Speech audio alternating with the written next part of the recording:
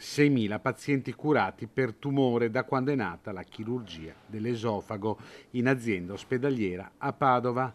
Il lavoro dell'equipe medica ha raccolto malati da tutta la regione Veneto e non solo, oltre 3.500 le esofagectomie per cancro eseguite.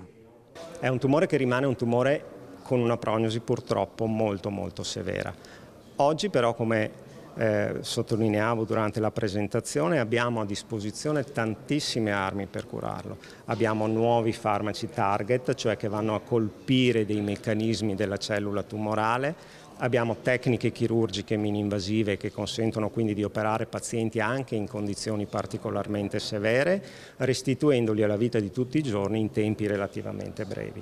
Ecco, l'insieme di tutte queste specialità, quindi l'oncologia, la radioterapia, la chirurgia, oggi consente in quei pazienti che sono potenzialmente curabili di ottenere delle sopravvivenze significative che possono arrivare anche al 50% a 5 anni. L'unità operativa complessa di chirurgia generale 1 si occupa del trattamento di tutte le patologie oncologiche benigne e funzionali dell'esofago e dello stomaco. È centro di riferimento regionale per l'esofago. L'80% delle esofagectomie eseguite sono totalmente mini-invasive. Nel futuro c'è anche l'intelligenza artificiale da affiancare alla robotica. Molto spesso il cancro e l'esito delle terapie che vengono fatte prima dell'intervento alterano questa anatomia.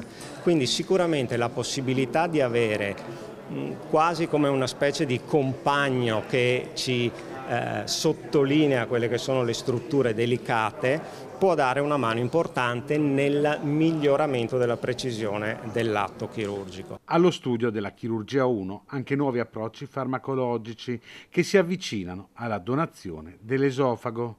Grazie ad un finanziamento della Regione si è messo a punto un protocollo che dovrebbe portare alla sperimentazione di queste nuove tecniche. Un protocollo di decellularizzazione cosa vuol dire? Vuol dire togliere dal pezzo di esofago tutto quel materiale che può diventare potenzialmente immunogeno e quindi provocare il rigetto, tenendo alla fine solo la struttura tridimensionale che costituisce l'impalcatura dell'organo.